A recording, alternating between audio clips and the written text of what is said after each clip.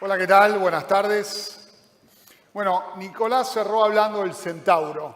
Yo les voy a hablar del caballo. La hija de Nicolás habló de el futuro es hoy, cosa en la que coincido plenamente. Entonces, para hablar un poco del futuro y del presente, hablemos un poquito del pasado. Entonces, Mariano me dijo, necesitamos un título que llame la atención. Y se me ocurrió hablar de un artículo que habla como el 20 de diciembre de 1922 fue el día que el caballo perdió su trabajo. El último día que un carro de bomberos de Brooklyn dejó de operar efectivamente y fue reemplazado, obviamente, por un carro propulsado a vapor. En el 1870, en Estados Unidos, se estimaba que cada familia dependía en su vida para alimentarse, para trabajar, para llevar a sus hijos al colegio, de al menos un caballo. No podía funcionar la sociedad americana, no podía funcionar la economía sin los caballos. Tal es así que en la fiebre de 1892 las ciudades quedaron absolutamente paralizadas. Absolutamente paralizadas. Sin embargo, había gente que pensaba en el futuro y hace más de 100 años creó la producción en masa de automóviles. Algo que obviamente se convirtió en una amenaza no solo para los caballos, sino para las más de 700.000 personas que en Estados Unidos vivían alrededor de esa industria. Gente que alimentaba a los caballos, compañías que producían herraduras, monturas, carruajes, campos que solo se sembraban para alimentar a los caballos, etc. La producción de autos fue aumentando a un paso extraordinario, sirviendo a una población que solo 20 años atrás no sabía para qué lo necesitaba. Alguien imaginó ese futuro y obviamente esa población se vio en shock, se vio absolutamente atravesada por el cambio. Si miramos el edificio Flatiron en New York, la primera imagen es de 1905. Solo vemos caballos, carruajes. La segunda imagen es de 1925. Y lo único que vemos son autos y algún tranvía. El salto de la economía impulsada por el caballo a la economía impulsada por los autos provocó la crisis de la agricultura en Estados Unidos en 1920. ¿Por qué? Porque las miles de hectáreas sembradas para alimentar a los caballos perdieron sentido.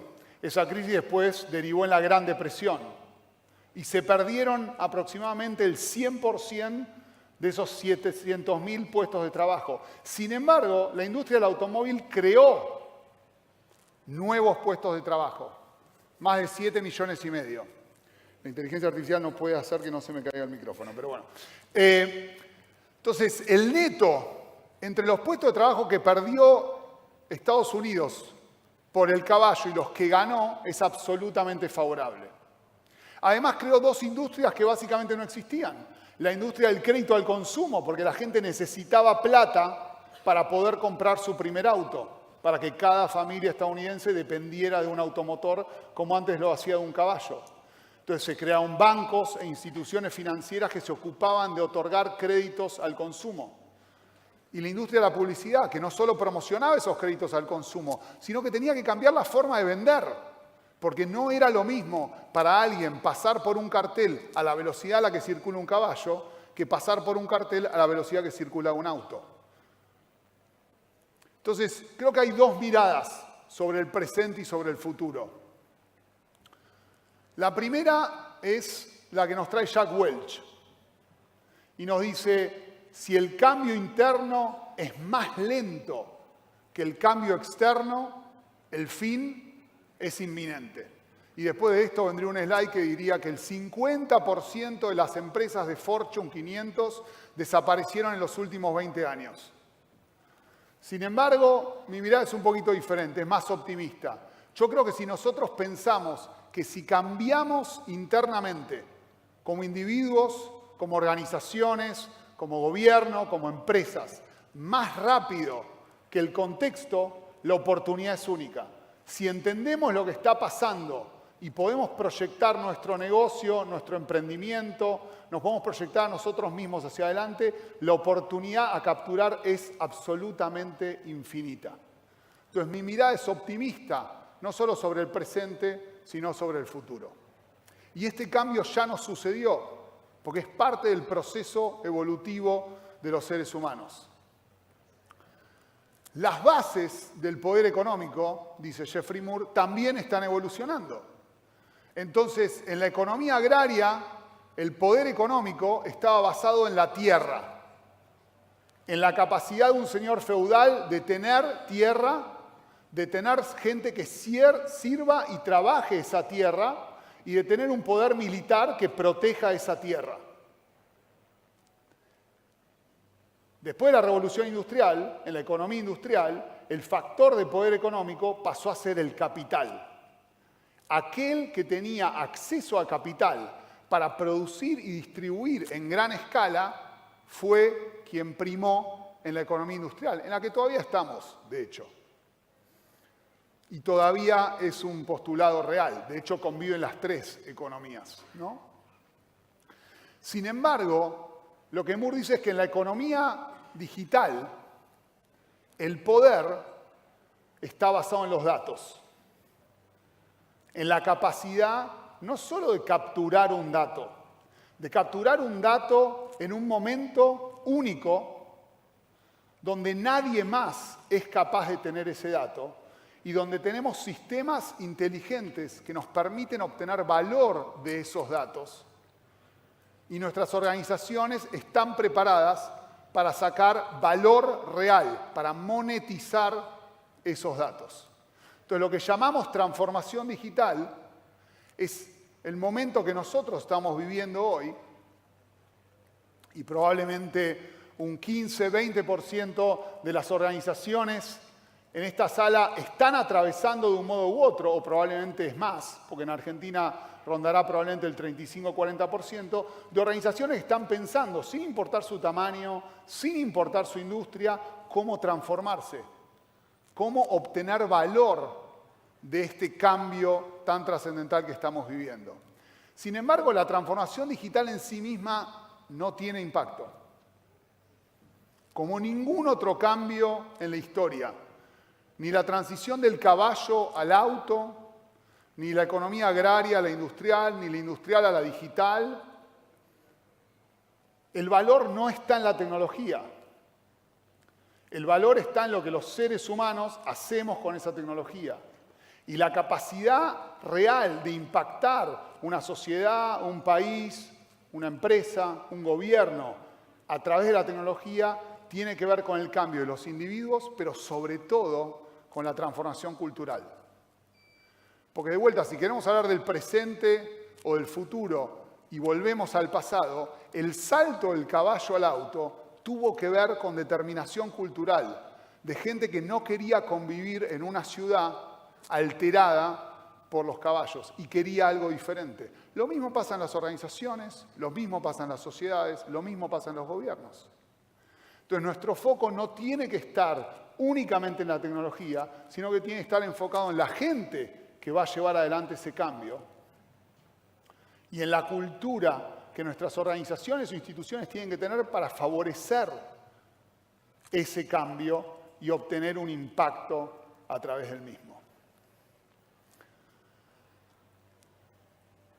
Cualquiera de los ejemplos que demos que realmente se van a volver de uso para nosotros, sea en ámbito de negocio o en el ámbito personal, tienen que ver con la resolución de una necesidad. Sin importar de qué época hablemos, siempre existió una necesidad humana, innovación y progreso. Ya sea que hablemos de la rueda, de la luz eléctrica, del automóvil, de Internet, de la nube o de la inteligencia artificial. Hay una necesidad, hay una innovación y hay progreso. Hoy, las computadoras están intentando comprender al mundo a la par de los humanos. Lo hacen trabajando con la visión, con el habla, el lenguaje, el conocimiento. Y la verdad es que están alcanzando la paridad con los seres humanos. Estos son datos probablemente de 2017, 2018, 2016 el más antiguo. Y cuando hablamos de estos porcentajes, solo para dar un ejemplo, ahí hablamos de 94.9 de reconocimiento del lenguaje. Nosotros tenemos 94.6 de efectividad. Con lo cual, efectivamente, las computadoras están arriba que el promedio de los seres humanos en la capacidad de comprender el lenguaje. Ahora, la inteligencia artificial no es por lejos algo de hoy. En promedio, cualquier tecnología que vayamos a consumir tiene 10, 20 años. El punto es que aquellos algoritmos que están en la base, que aprenden todo el tiempo, las redes neuronales, el machine learning, la capacidad de aprender de una máquina, la capacidad de distinguir un gato de un perro, no es nativa. Vos a una máquina le tenés que dar miles de imágenes de un gato, decirle que es un gato, miles de imágenes de un perro, decirle que es un perro, y entonces va a poder aprender. Esos algoritmos ya existen. ¿Qué cambió? El volumen de datos que producimos todos los días, sin importar si quien lo produce es nuestro auto, nuestra PC, nuestro celular, la heladera, el PLC, la góndola, el lector, lo que fuera. 90% del total de los datos generados y almacenados en la historia humana se produjeron en los últimos 10 años. O sea, cualquier pieza de información producida en los miles de años que tenemos de historia solo representa el 10% de todo lo producido hasta hoy. El resto se generó en los últimos 10 años. Y la proyección es exponencial en ese sentido. Entonces, los volúmenes de datos son los que alimentan de forma única a estos algoritmos.